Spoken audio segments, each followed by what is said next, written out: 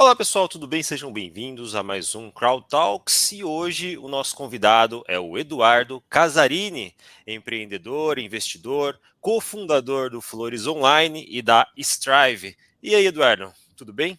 Tudo bem, e vocês? Tudo Boa. ótimo, meu cara. Muito obrigado por aceitar o nosso convite e vir compartilhar um pouco da tua jornada aqui conosco. É um E super você, prazer. Obrigado pelo convite. E para mim é sempre bom falar sobre a história, mas principalmente sobre empreender, né? Sobre a vida dos founders, sobre essa vida que é tão difícil, e é difícil a gente ter papos tão diretos sobre esse mundo, né? Muitas vezes a gente ouve muitas histórias, mas não nada muito real. a vida fora dos palcos, né?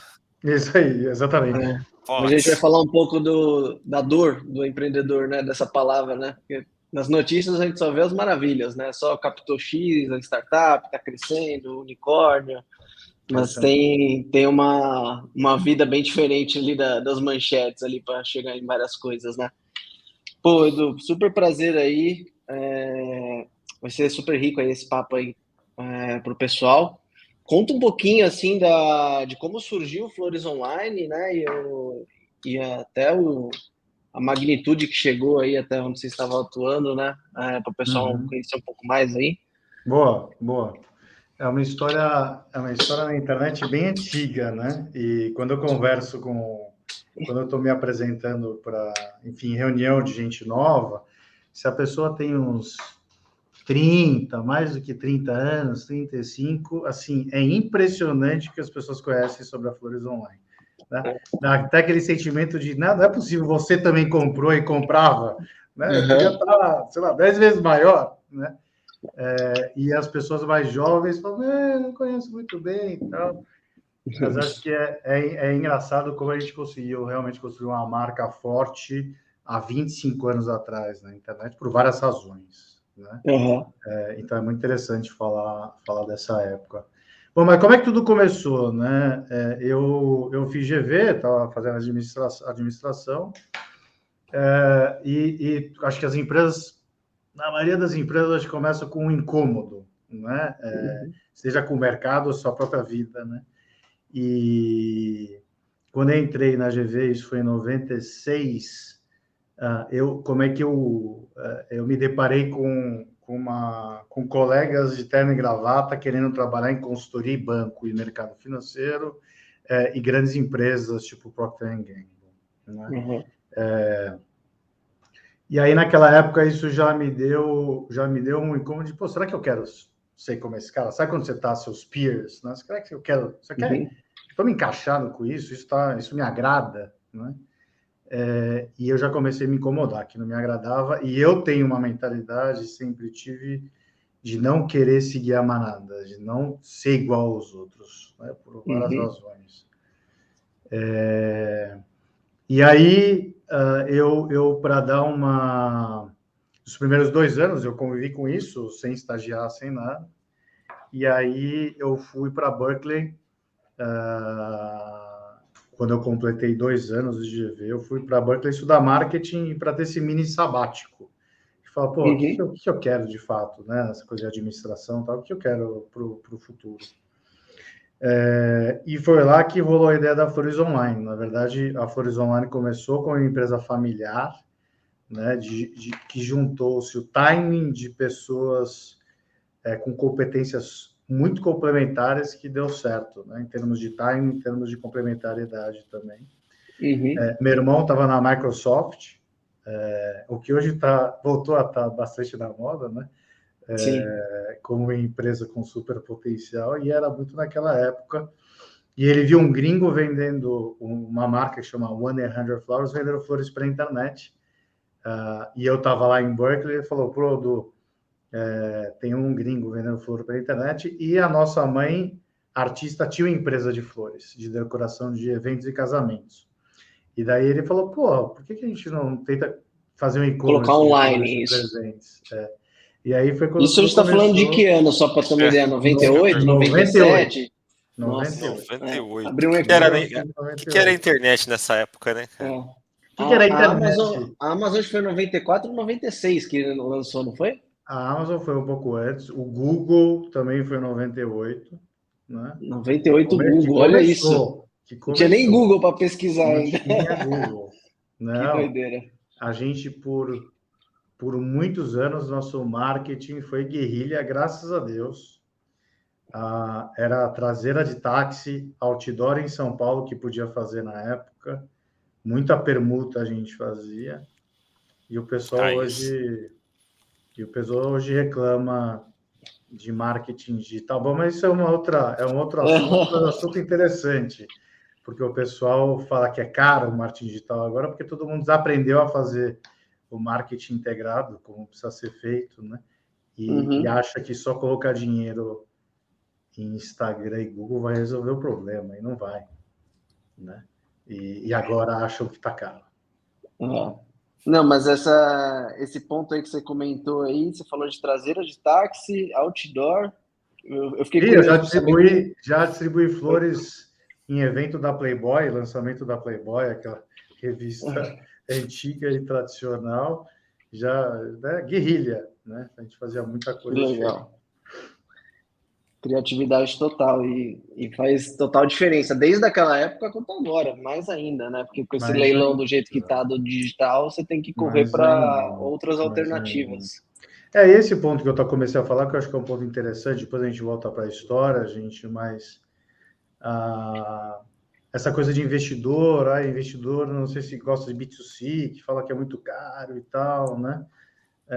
Eu consegui crescer uma empresa, não é por mérito meu, mas aconteceu, né? O mercado aceitou, né? A gente cresceu, todo ano a gente crescia pelo menos 2 dígitos ano a ano, né? Sei lá, 15 anos a gente fez isso. Legal. Sendo lucrativo já no segundo ano, né? O produto tinha uma margem interessante, a gente conseguiu crescer com investimento não desesperado para crescimento. Eu acho que esses ritmos são escolhas de investidores e founders, e nem sempre muito alinhados. Mas fala-se que a B2C tem que gastar muito dinheiro, né? Ou qualquer outro tipo de negócio tem que gastar muito dinheiro para crescer. Qual que é o grande problema disso? Eu acho que o problema é muito básico. Se você gasta dinheiro sem ter um produto pronto, ou um produto bom, que as pessoas amam, e vão fazer boca a boca, e vão te recomendar, vai ser caro mesmo, não tem dúvida, não tem mágica. A questão não é que é caro crescer, a questão é que você tem que ter um produto bom, que está resolvendo o problema mesmo. Né? Acho que as pessoas discutem muito qual é a melhor estratégia, o digital muito caro, que na verdade tem que ter um produto que realmente ajude a vender. Né? É que, assim, do que eu vejo, assim, grande parte do problema parte de quando a pessoa está fazendo no Excel e aceita tudo e ela vê a maravilha e estende para vários anos lá e vê só a coisa boa. Ela está fazendo as projeções, vamos dizer assim. Não, vai ser modelo recorrente. Mas aí na prática, quando vai para campo mesmo, aí você descobre que, tipo, puta, o cliente não quer pagar isso recorrente, por exemplo, né? E aí se tem problemas ali já estruturais ali, maiores, assim, né? Sim. Fala.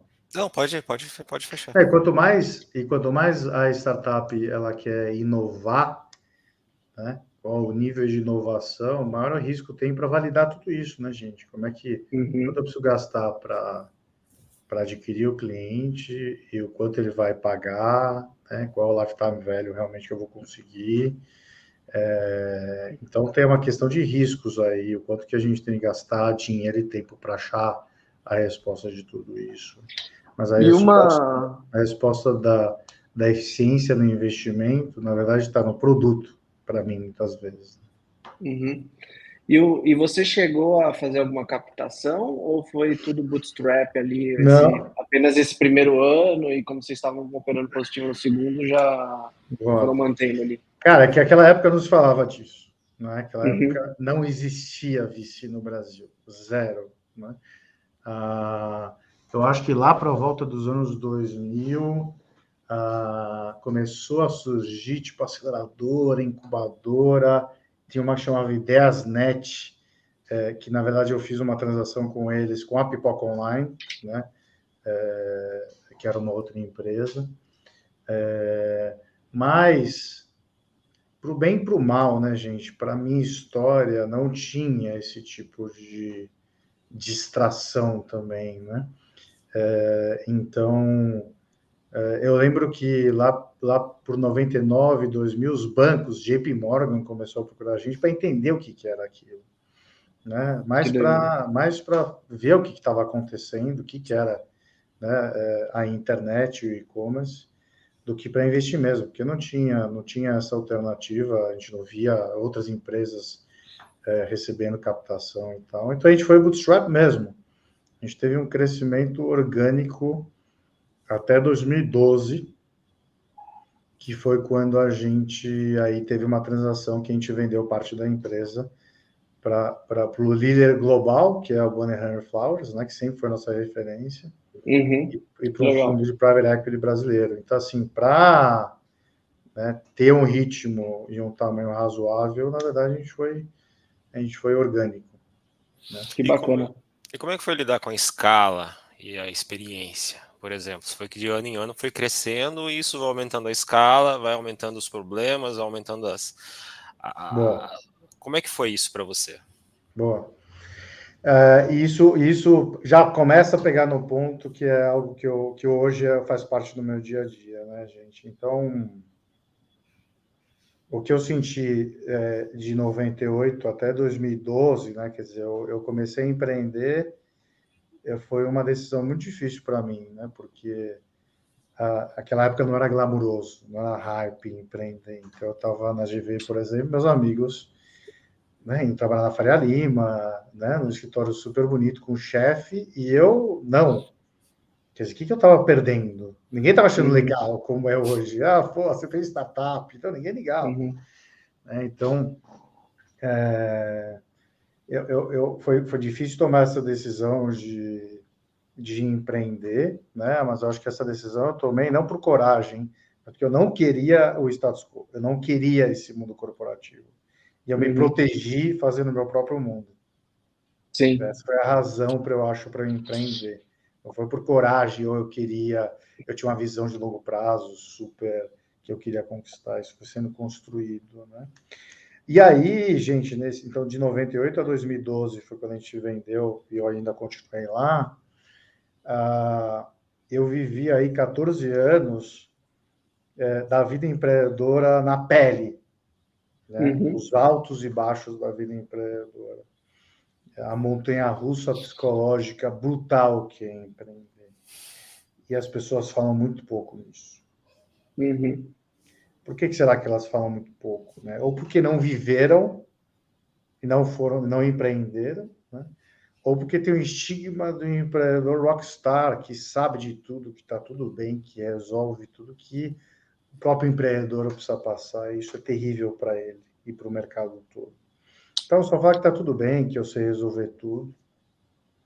E isso é uma armadilha, porque falando que está tudo bem e não estando tudo bem, e ele sabendo que não está tudo bem, as coisas só pioram para a saúde mental dele. E o que eu aprendi nesses 14 anos empreendendo até a gente vender e mudar aí um pouco o cenário, é que realmente empreender é brutal psicologicamente, né? E é muita solidão. Então, você imagina o ecossistema do empreendedor. O que está em volta do empreendedor? Não da empresa. Tem pressão para todo lado. Família, muitas vezes, é uma super pressão. Namorada, namorado, né, o parceiro, os investidores, investidor anjo, investidor institucional, o time, o sócio. Né? Tudo isso está em volta do empreendedor. E tudo tem viés, quer dizer, ele não pode ser aberto com essas pessoas muitas vezes, né? Se mostrar vulnerável. Né? E ele se sente sozinho para resolver os problemas. É muita incerteza em empreender. Ele quer inovar, ele quer fazer diferente, né? E aí, quanto mais o negócio cresce, mais sozinho ele se sente empreendendo. Isso é um peso muito grande. Então, eu me vi muito nesse lugar, empreendendo, mas eu vivi os anos com essa dor da solidão e realmente com muito pouca ajuda externa, né? e senti na pele e com crises de ansiedade pesadas, que eu sentia no corpo. Tem algum contexto que você poderia compartilhar com a gente, só Boa. para a gente ter uma ideia do... De algum desafio que você teve, Putz, mandamos uma Histórias, entrega sim. gigantesca lá para um casamento, Tem. as plantas chegaram tudo murchas e Deixa eu fazer casamento. Mas eu tenho uma dessas mesmo. Era Dia dos Namorados. Cara, o complicado era que era Dia dos Namorados e Dia das Mães, né? Dia das Mães em maio, Dia dos Namorados em junho. E Dia da Mulher em março. Então, começava a chegar a março, era um caos operacional. E você imagina, sei lá, isso foi em 2000, provavelmente, tá? 2000, 2001. Isso que eu vou contar. E você imagina como é que era a infraestrutura de internet, gente. Tudo a gente criou. Não tinha esses módulos de tudo. Hoje, para você colocar um e-commerce de pé, você faz assim, tá pronto. Meio de pagamento a gente fez o nosso. Sistema de fraude a gente fez o nosso. Logística, eu convenci o Correios até a primeira operação no Brasil de e-commerce, que eles não faziam para ninguém. E eu convenci a entregar flor. Né? Então, a gente tudo tinha de criar. E a estrutura e a própria linguagem do e-commerce. Né? Imagina isso em 99 e 2000. Agora, imagine isso tudo com uma operação que, sei lá, quintuplicava do dia para a noite para essas datas especiais. Assim, se a internet caía, o servidor caía, que estava o site, e a gente ficava fora do ar. Era muito normal ficar fora do ar, sabe? Muito normal. A gente perdia muitas vendas, né?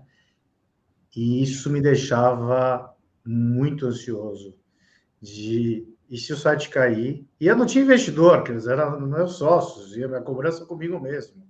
Né? E se o site cair, a gente vai perder venda, e se a gente vende demais e não consegue entregar? Se a gente vende menos e a gente tinha uma previsão que a gente não conseguiu. Né? E tudo muito instável, né? Tudo muito incerto, com uma operação complicada que era a entrega de flor. A entrega de flores de presente, o mercado que a gente atuou, para o bem ou mal, ele é energético na relação da marca com o consumidor. A marca é uma promessa que a gente faz, toda marca. No nosso caso, era uma situação que ele se entregava tanto à pessoa, pô, eu vou dar um presente que é daqui 2 dias, tem que chegar na data e com qualidade.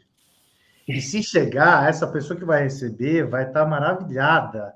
Ela vai achar que eu sou muito bom, porque eu dei um puta presente para ela, né? Eu, cliente. E se der tudo certo, a Flores Online é a coisa melhor do mundo.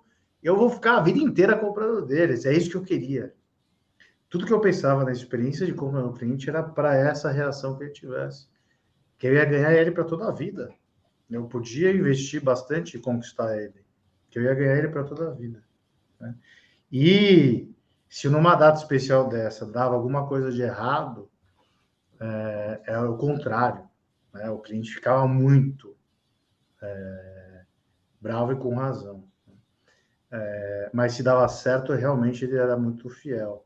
E aí, no Dia dos Namorados, eu sentei assim, uma semana antes do Dia das Mães, ou Dia dos Namorados, eu entrei no nosso escritório, que não era nada de WeWork, viu? Era uma casa super ferrada na Vila Madalena, era um sobradinho, todo ferrado, com taco saindo do lugar, parede descascando.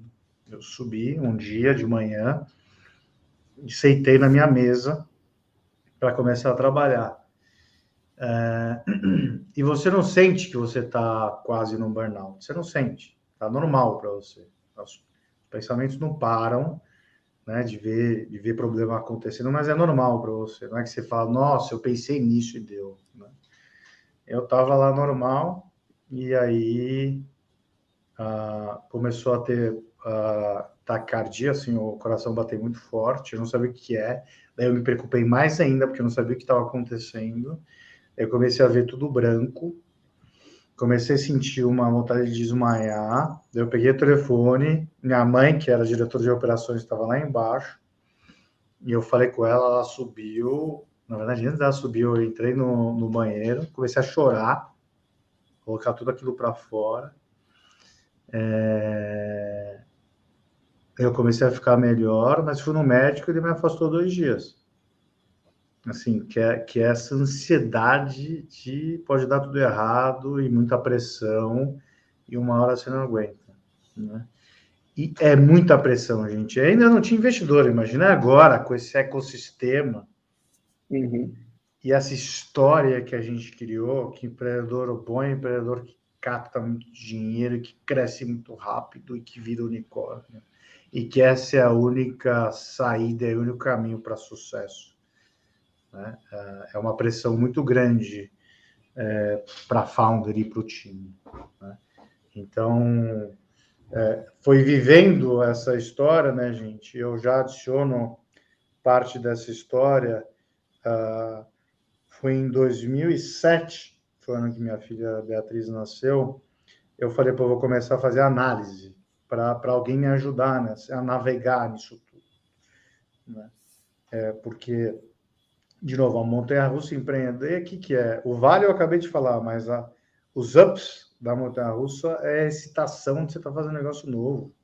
É a excitação de estar criando uma cultura, um time, que as pessoas usam e eu acho do caralho, e você tem uma margem boa no produto e o negócio cresce. É um legado, é autoral, é como se fosse um artista criando um negócio, né? E aí eu comecei a fazer terapia, né? E a minha terapia é lacaniana, que é bem hardcore, não sei se vocês conhecem, mas pelo menos a minha é meia hora, eu fazia 2 vezes por semana, de 30 minutos, né? Só que qual é o estilo? Eu ia para o consultório, né? Meu analista abre a porta, eu deito no divã, olho para o teto, e eu preciso começar a falar. Ele não vai falar nada comigo, ele não vai me perguntar o que está acontecendo, vai falar, né? Eu tenho de falar por 30 minutos o que está acontecendo, né? Isso é um processo muito interessante, forte para mim, para eu conseguir pensar o que era a prioridade, o que estava acontecendo e jogar para fora, né? E ele, com muito sábio, faz perguntas para me provocar a pensar. Então, foi um espaço para mim muito importante para eu sair do caos do dia a dia para refletir sobre essa dificuldade de empreender. Boa.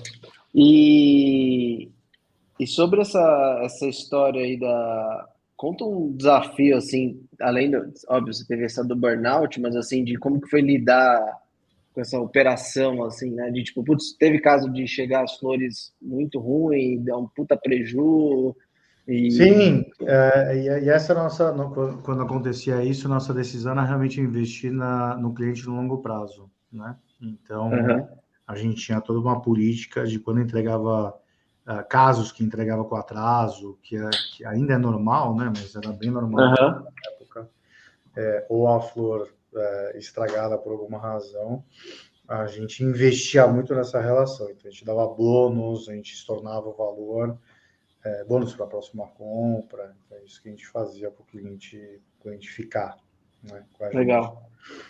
E a operação rodava o Brasil inteiro? Ou era só uma cidade? A gente começou fazendo São Paulo. Isso é uma coisa que foi super intuitiva na época, né? Mas hoje em dia, nos meus papos, eu estou há 7 anos ajudando o empreendedor o dia inteiro, né? E nos meus papos super direto com os founders, o que eu mais tenho dificuldade, ou eu gasto mais energia, é nessa capacidade do founder de escolher realmente o foco estratégico, né? Tentar claramente definir o problema de quem a gente está resolvendo, com que tipo de solução. Parece muito simples e já ouvi no meu olhado falar isso, né? Mas é a realidade.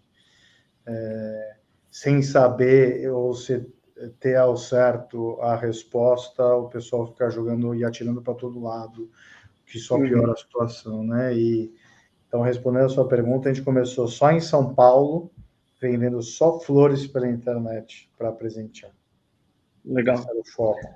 E aí a expansão aconteceu Brasil inteiro, depois vinho, chocolate, cestas, e aí a gente entregava no mesmo dia em São Paulo, né? Naquela época, há, sei lá, 20 anos atrás, mais de 25 anos atrás, a gente entregava em 3 horas em São Paulo e ainda confirmava a entrega no celular, né, via SMS, naquela época que não tinha WhatsApp. Caramba, que bacana. Vocês foram muito inovadores em vários pontos, até por isso que deu certo. Eu estava lendo um livro esses dias, ele conta um pouco a história do Tinder também. O Tinder é um aplicativo de relacionamento, e a estratégia que eles usaram também foi escolhendo uma cidade, e a estratégia principal foi ter ido quase soltar panfleto em porta de universidade. Sim, sim. Eu acho que essa estratégia de beachhead, né, que tem um foco muito concentrado, né, Gabriel, e você solucionar o problema dessa galera inicial e esses caras serem apaixonados pela solução que você tem e você expandindo, é a melhor maneira de fazer o approach, mas na realidade é muito difícil, porque você não tem convicção que você vai conseguir isso, daí as pessoas ficam testando vários públicos. Você tem que testar o produto com o público que você já escolheu e ver se realmente não dá certo, pivotar. Legal. E conta um pouquinho, e aí depois do Flores Online, né, vocês acabaram fazendo ali a venda ali pro player, que era que vocês até se inspiraram, né? Super bacana isso. E aí você comentou que hoje você ajuda empreendedores, né? Conta um pouquinho aí do como que surgiu a Strive, né? O que ela tem de diferente também do modelo tradicional de venture capital, aceleradoras, né? Para o pessoal também entender um pouquinho. Não, legal. Então, tudo começou com essa minha vida empreendedora de ter passado pelos perrengues de empreender por muitos anos, né? E também por essa experiência de vender um negócio. Então, eu comecei o negócio do zero, né? A gente escalou, tive relação com esse processo de venda e eu fiquei 2 anos ainda na empresa, né? Depois de vender. Tive relação, então, com o investidor aqui do Brasil, com o investidor estratégico, gringo, né? Entendendo como é essa relação de investidor e empreendedor depois que vende e tal. E eu senti, gente, assim, e foi uma história peculiar porque eu fiquei muito tempo sem investidor, né? Não é igual hoje em dia que já tem investidor no começo, na maioria das vezes, né? Então, quando a gente, nesse processo de venda, era um receio meu, eu falava, pô, como é que vai ser depois que a gente tiver sócio? E sócio investidor, né? Como é que vai ser a governança, a tomada de decisão? Vou ter que ficar reportando muito, né? E eu vou perder o tesão do que o negócio era nosso. Esse medo que a galera tem de equity, de diluição, né? Eles começam com isso, mas a gente vivendo 15 anos sem sócio, como é que seria ter pouca participação? E aí eu vivi 2 anos dessa experiência depois de ter vendido. Realmente, a minha vibe mudou muito. Né? Eu falava, pô, mas de que é essa empresa agora? Porque tem eu aqui, tem os investidores, mas, pô, só eu tô ligando mesmo para o negócio no dia a dia. Eu conheço muito o negócio, né? E aí, depois de 2 anos, eu decidi sair e vivi esse luto de não estar no dia a dia. Eu fui morar em Boston, né? Enfim, a história rápida, acabei entrando no MIT lá para fazer um MBA, chama Sloan Fellow, e fiquei 1 ano estudando no MIT, e o outro ano eu fiquei lá em Boston, pensando no que eu ia fazer nesse processo todo, na volta para o Brasil, né? Depois eu estava online. Nesse processo, gente, eu fui um dos primeiros investidores do Banco Neon. Eu conheci o Pedro Conrad, ele era super novo, com 19, 20 anos, e fiz um investimento também nos empreendedores da fé em 2012. Esse investimento já tem 11 anos, né? Eles estão vivos, já captaram bastante dinheiro com o Anjo, estão crescendo bem agora, chama CWS. E quando eu estava lá em Boston, eu falei, pô, o que eu posso fazer quando eu voltar? Eu não quero começar uma empresa do zero. Para mim era muito risco, já tinha dado certo, e o sucesso é assimétrico. Você tem muito mais a perder do que a ganhar depois que você teve um certo sucesso. Né? E eu falei, pô, eu vou play safe um pouco aqui, mas um negócio que tinha propósito para mim, que eu me importava muito. Né? E aí minha tese foi, eu tenho essa dor do empreendedor, ninguém está resolvendo. Eu senti ela e ninguém está resolvendo. Ninguém suporta e apoia de fato o empreendedor, na minha visão. Né? E a outra premissa é, se o empreendedor está bem motivado, preparado, né, apoiado, a causalidade da empresa ir bem é muito grande. Então, essas duas premissas, eu vou ajudar o empreendedor e vou ajudar a empreendedora porque ele estando bem, a empresa vai bem. Né? E era isso que eu tinha passado. E aí eu comecei a ajudar pessoalmente, e é isso que eu faço há 7 anos, empreendedores. Esse é o resumo. Eu liguei para o Pedro, do Banco Neon, falei, Pedro, eu estou com essa loucura aqui, eu acho que ninguém ajuda de fato o empreendedor. O investidor tem um posicionamento claro, um modelo de negócio claro, que não é esse, né? A aceleradora tem o seu posicionamento, o Venture Studio tem o seu posicionamento, cada um, em termos de intellectual capital, social capital e financial capital, cada um escolhe meio que está ajudando aqui. E o intellectual capital ajuda mesmo, de fato, para o empreendedor ser vulnerável e trocar uma ideia sem viés, né? Ele precisa dessa ajuda que ninguém está dando. E aí eu comecei a fazer isso. O Pedro foi meu primeiro cobaia e eu faço há 7 anos. Então, o resumo é que eu estou há 7 anos, né, na pessoa física, sozinho, na verdade, fazendo essa ajuda ao empreendedor. E aí que surge a Strive. Né? Eu ajudei até agora umas 80 startups e empresas pequenas em crescimento, muita fintech que foi vendida, agência digital e tal, sempre nessa visão de ajudar os líderes e os founders. Tem um cara que depois eu descobri que fez isso muito bem com o Facebook, Apple, Google, só os tretas dos Estados Unidos, um cara chamado Bill Campbell, ninguém conhece ele. E o Eric Schmidt escreveu um livro sobre ele, há uns 2, 3 anos atrás. É incrível como na nossa sociedade a gente acha que o empreendedor não precisa de ajuda. E esse cara fez a vida, depois da Apple, ajudando empreendedores e founders nessa dura jornada. Né? Bacana. E aí surgiu a Strive. Então, a Strive, eu com o Thiago Gali, né, agora a gente executando, a gente está desde janeiro. O Thiago é um dos co-founders do C6, né? Ele trabalhou no C6 lá no começo, fez Porto também, trabalhou na Amazon, assim, minha relação muito boa com ele, confio muito nele. Ele que foi o empreendedor que empreendeu comigo no Pipoca Online. Eu estava na Flores Online ainda. O Pipoca Online é uma mimic da Netflix para o Brasil, quando era a época de CD ainda.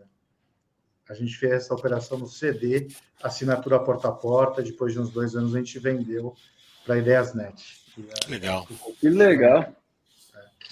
E aí, como é que surge a Strive? A Strive surge dessa minha e do Thiago, dessa visão de, pô, até agora, essa relação do founder com a ajuda que ele pode ter, em termos de financial, social capital, intellectual capital. Tem vários players nesse mercado, mas a gente acredita que ainda tem um incômodo nessa relação que precisa ser inovado. A gente inova em startup, porque a gente inova nesse formato da ajuda para o empreendedor. Tem que ser inovado. E nos Estados Unidos está surgindo vários modelos diferentes desse suporte. Né? E como funciona na prática, Edu, assim, só para o pessoal entender, assim, o que é a dor que a gente viu, né, Gabriel? Quais são os players atuais, né? E a gente costuma dar palavras querendo colocar num quadradinho, mas tem várias alternativas dentro desse quadradinho, né? Sim. Então, tem os VCs, são os investidores mais institucionais, tem grupos de anjo que também investem, tem as aceleradoras e incubadoras, né? Mas a gente percebeu que essa relação, e há muito tempo a gente conversa com founders, né? No momento que ele consegue ser vulnerável, então, eu entendo de fato qual é o sentimento dele. Né? E a gente viu que esses players são muito importantes no ecossistema, VCs, acelerador, muito. Eles têm um modelo de negócio próprio e geram valor de uma forma própria. Né? Só que tem aí uma dor do real suporte para o empreendedor, desse intellectual capital que eu estou falando, que para mim é essencial para o sucesso do negócio, que eles optaram pelo modelo de negócio de não realmente dar muito peso nisso. Né? Então, o VC tradicional, em linhas gerais, tá? VC tradicional é dinheiro e smart money. Eu faço assim mesmo. Smart money, para mim, me arrepia falar sobre isso. Smart money talvez é o social capital. Né? A gente vai te dar aqui uma forma de contratar, uma equipe para ajudar vocês a contratarem, eu indico o investidor, indico o cliente, né? Tanto anjo como VC, em linhas gerais, esse é o smart money. É uma ajuda que é legal, mas é dessa forma distante. Porque, na maioria das vezes, também o VC nem empreendeu. Ele nunca empreendeu, ele é no mercado financeiro. Então, o modelo de negócio deles não é gastar tempo, é escolher as melhores com potencial e investir em tese deles. É a tese deles, e é muito boa para o ecossistema. Né? Só que acaba gerando bastante necessidade de report e cobrança, e muito peso para o investidor essa relação. Né? E pouca ajuda, de fato, nas trincheiras. A aceleradora, por outro lado, e tem muitas legais nos Estados Unidos, aqui no Brasil, modelos diferentes, né? Mas em linhas gerais 4 meses, 3 meses de ajuda, eu vou te ensinar a fazer algumas coisas, depois dá um pouco de participação, invisto e tchau. A gente ajuda, vai lá e vai embora. E a nossa visão é diferente, a gente quer co-empreender com o empreendedor. Então, a gente está num limbo, num híbrido entre a aceleradora e uma Venture Studio, por exemplo. A gente não sabe nem como se dá esse nome. Qual que é o nosso modelo? A gente vai escolher de 10 a 15 startups bem early stage, com um time muito potencial, e a ideia deles, não é nossa, diferente de alguns Venture Studios. Né? E a gente vai ajudá-los nas trincheiras, no dia a dia, por 2 anos. Não é smart money. A gente quer co-empreender com esses founders em potencial. Eu e o Thiago, a gente vai estar semanalmente em reuniões estruturadas com eles. Né? E essas reuniões que eu faço há muito tempo, o Thiago faz há muito tempo. Né? Não são reuniões de reports, são reuniões de empreendendo junto. Então, a gente tem reuniões com um founder, os 2 founders juntos, com a equipe de marketing, em termos de financeiro. Né? Então, a gente tem um formato que, dependendo da fase da empresa, ela muda, mas é uma dedicação e um compromisso. Não é eu vou ajudar você. Compromisso que a gente vai co-empreender com eles com essa dedicação semanal. Né, de uma reunião, pelo menos por semana, por 2 anos. Então, a gente acredita que é uma geração de valor muito grande e diferente. Só que eles vão precisar de dinheiro. Então, a gente está criando um clube de investimento, que a gente faz também, e esse clube, com o Smart Money aí, de fato, o Smart Money, com gente muito boa, empreendedor e executivos seniors, que esse clube vai investir nas empresas que a gente ajudar. Então, as duas coisas acontecem ao mesmo tempo. E a gente está desde janeiro operando, a gente está captando com esse fundo, né? A gente está aumentando a captação, está sendo super legal. E a gente está fazendo provavelmente 4 investimentos esse ano já em 4 startups. Esse é o processo que a gente vai finalizar esse ano. Né? Bacana. E a gente está recebendo com muito bons olhos dos founders esse modelo. Essa dor de falar, eu quero uma ajuda maior e eu sei que vocês têm valor. Né? A gente, nessa relação com o founder, por essa ajuda, a gente tem um contrato de prestação de serviço com eles e a gente se amarra no modelo de negócio na saída deles. Eu não estou no cap table. Então, eu me amarro, estou alinhado com eles. Eu não quero nada diferente do que eles querem. Né? E pelo clube de investimento, o clube tem um mútuo normal e uma participação no cap table. E é assim que se dá esse tripé. Né? Legal. Não, bem bacana. Modelo diferente mesmo. E qual que é o ticket, mais ou menos, que vocês olham? Vocês só entram, só uma dúvida, vocês só entram se as duas coisas são combinadas? Ou não, vocês podem Duas ser se coisas. entra só as duas coisas combinadas, né? Até agora, essa é a nossa tese, as coisas combinadas, bem early stage, em founders que querem, sabem que não sabem de tudo, né? Que tem um ego bem controlado, e que querem e que dão valor por essa ajuda, né? São aqueles que, na verdade, são nesses que a gente quer apostar. A gente não quer apostar nos que acham que sabem de tudo, né? Então, por isso, deu esse match, né? A gente está vindo com founders com muito potencial, a gente está conseguindo atrair realmente. Nessa fase que eles estão ficando mais vulneráveis de falar. É difícil, né? É difícil, precisa de dinheiro, é difícil captar, é difícil colocar o negócio para... A gente quer modelos bem sustentáveis, né? Então a gente investe por volta de R$1 milhão, e essa é a nossa tese, não tem nenhuma vertical que a gente olha, a gente precisa gostar muito do propósito e da solução, e o mercado ser muito grande. A gente aposta mesmo no tipo de founders. Não, bem bacana. E acho que está no momento oportuno para vocês também, né? Porque como o mercado está mais duro, vamos dizer assim, esse ano, né? Juros altos, mais difícil de captar, inflação um pouco descontrolada, né? Então tá todo mundo ali, tá sendo um ano bem difícil, né? Acho que em geral é difícil conversar com um empreendedor que está tendo um baita ano, crescendo absurdo esse ano, né? Sim, sim. Nos meus papos que eu tenho com um empreendedor, eu há muito tempo tenho essa visão de sustentabilidade em termos de negócio, né? E eu acho que com essa chacoalhada agora, em termos de captação, né? Você tem de ter uma visão mais sólida financeira em relação ao futuro, é o momento e que se adapta muito ao momento, a ideologia da Strive, que é apostar em founders com muito potencial, em negócios que podem ser muito grandes, mas que tenham uma pegada de sustentabilidade financeira e de margem de negócio na sua essência também, né? A gente está entrando num momento que a gente vai pegar os founders aceitando muito isso também.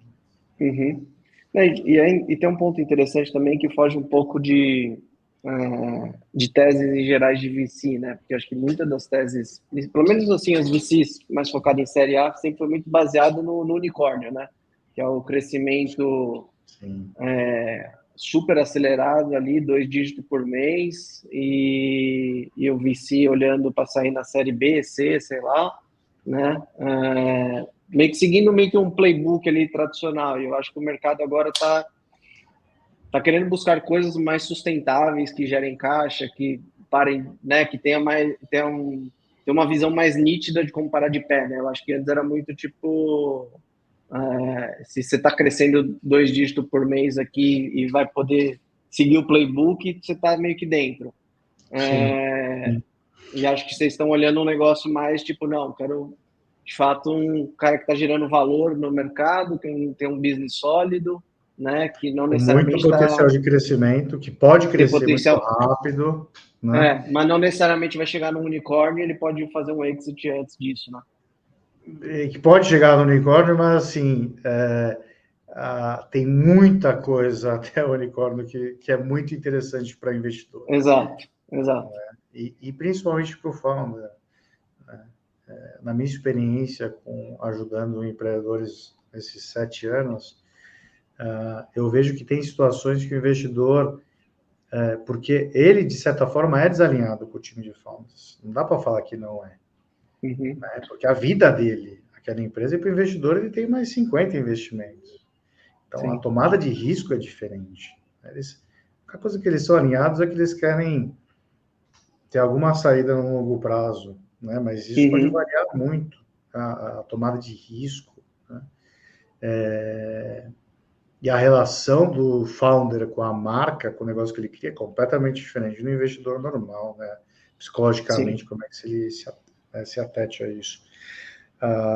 Mas o que eu acho que eu vejo muitas vezes, Gabriel, é que algumas discussões pode entrar em que o investidor, por essa velocidade que ele quer, que é tudo ou nada, que para ele às vezes funciona tudo ou nada, porque ele tem outros investimentos, né? Uhum. Ele vai um pouco contra, muitas vezes, com o fundamento de negócio. Pô, para o negócio, ele precisa de mais tempo para ele maturar organicamente, até que vai.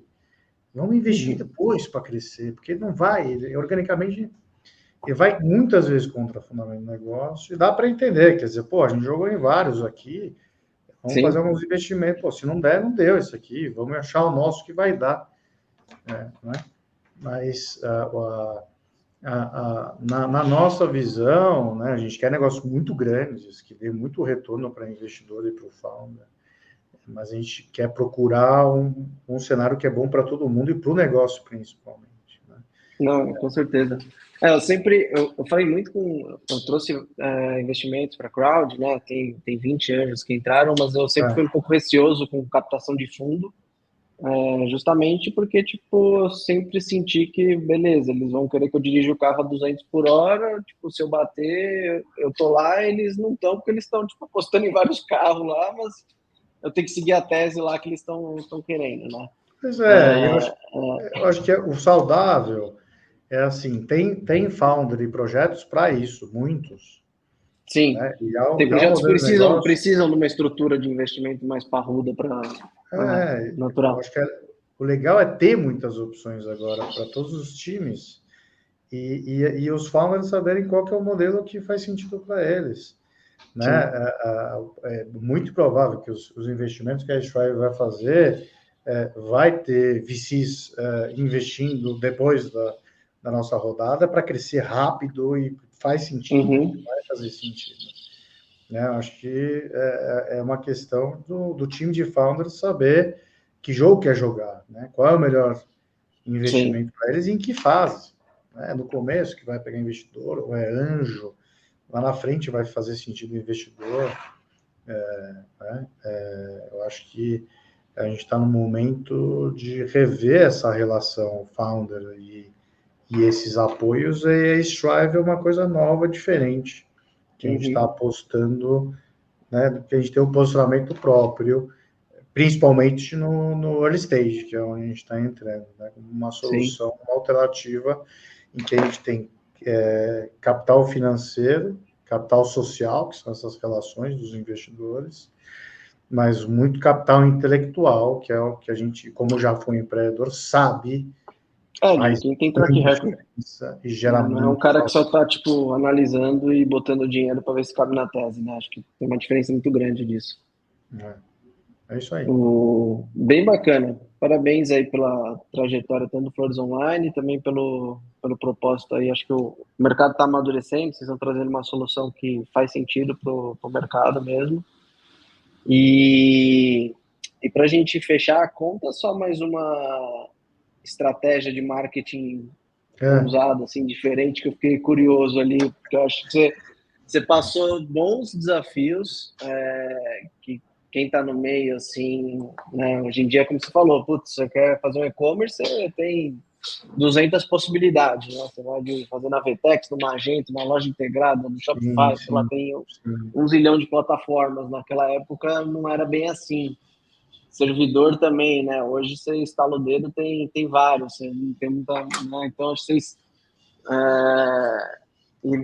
E você não tinha Google lá na época. Eu acho que essa criatividade, às vezes, ela é mais...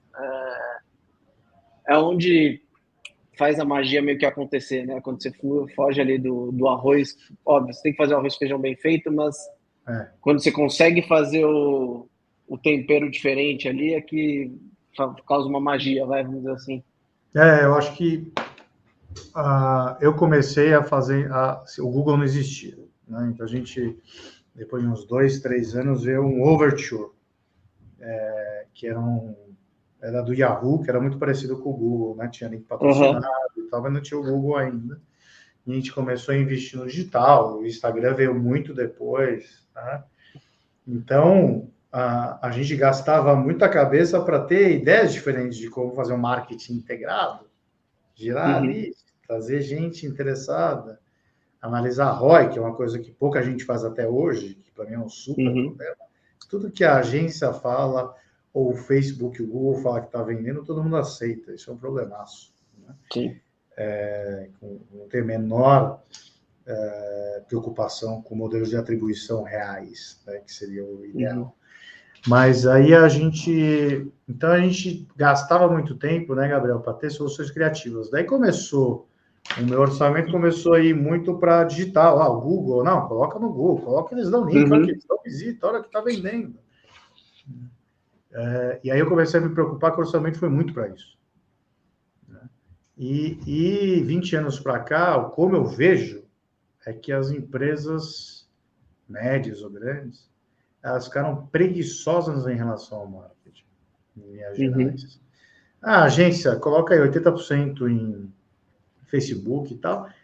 E eles aprendem, né, a investir, é isso que eu escuto. Eles aprendem, eles estão aprendendo, não está bom ainda, porque a própria plataforma aprende sozinha, deixa a agência o fazer. algoritmo estão aprendendo.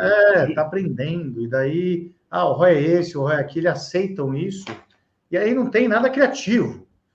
Não é nem ROI, o pessoal fala em ROAS, né? Que é o retorno sobre o anúncio. Sobre o anúncio, e no longo prazo, que está sendo... Então, agora que o pessoal está achando que é caro, é bom, né? Porque daí pensa um pouquinho para fazer outras coisas, para fazer integrado, porque tá todo mundo jogando o mesmo jogo. Coloca lá no Instagram e no Google e tá todo mundo competindo lá. Isso aí eu acho que é muito ruim. Então, para a gente no começo foi muito bom, mas a gente fazia muita guerrilha, né? E eu acho que, respondendo a sua pergunta, eu acho que o melhor investimento hoje em dia, no longo prazo, fora essa coisa digital e coisa de guerrilha, é ter certeza que o cliente vai te indicar. É ter certeza que ele vai se apaixonar pela solução e vai falar disso na roda de bar, vai falar disso para as amigas. E o boca a boca é muito pouco valorizado quando a gente discute crescimento. Mas o que realmente faz a diferença, se você tem um puta produto que o boca a boca é muito forte, você realmente encaixou a solução e você tem ferramentas para fazer as pessoas divulgarem isso fácil, você pode acelerar muito no crescimento, mas vai dar muito mais retorno. Se você não tem isso, muitos founders aceleram o crescimento na hora errada que não tem o produto ainda. Esse é o maior problema. Né? Isso que você falou é bem interessante. Tem muita gente que, pelo menos estava vendo uma palestra de um cara outro dia, né? E ele fala muito como você criar esse canal de boca a boca, mas de forma estruturada e ativa, e não passiva, né? Do ponto de vista do ponto de vista assim, você está às vezes mandando uma proposta para um cliente, mas se ele te indicar, ele tem desconto e você tem sempre mensagens de coisas para estar relembrando ele, para estar trabalhando, né? Esse canal trabalhar isso como um canal, né? De aquisição, um canal de boca a boca, mas de uma maneira profissional, estruturada. Como você falou, hoje tem ferramentas para traquear comissionamento, hoje tem como que você sai dessa passividade, né, de só deixar, tipo, se perguntarem para o cliente, ele te indica, né? O que mais as pessoas gostam, socialmente, é indicar coisa boa, e que a pessoa está com um problema. Todo mundo adora fazer isso. Então, se o produto realmente é muito bom, isso vai acontecer. Mas se o produto é ruim e a gente gasta muito dinheiro e não está dando retorno, o problema é a estratégia de comunicação. E nem é porque é B2C, o problema é que o produto não encaixou, você não tem pessoas que amam. A gente prefere ter muito mais 100 pessoas que amam o produto do que 1000 pessoas que acham ok. Acho que isso fica na cabeça das pessoas. Bem legal. E para a gente encerrar, você quer deixar mais algum recado aí, até para o pessoal ir para o site da Strive, se cadastrar? Acho que é founder, tanto founder como investidor, né? Pessoa física, que querem pensar num modelo diferente, né? E que acharam interessante o nosso modelo. Acho que é bacana tentar dar uma pesquisada, né? Mandar um e-mail para a gente ou aplicar. Lá no site tem vídeo explicativo.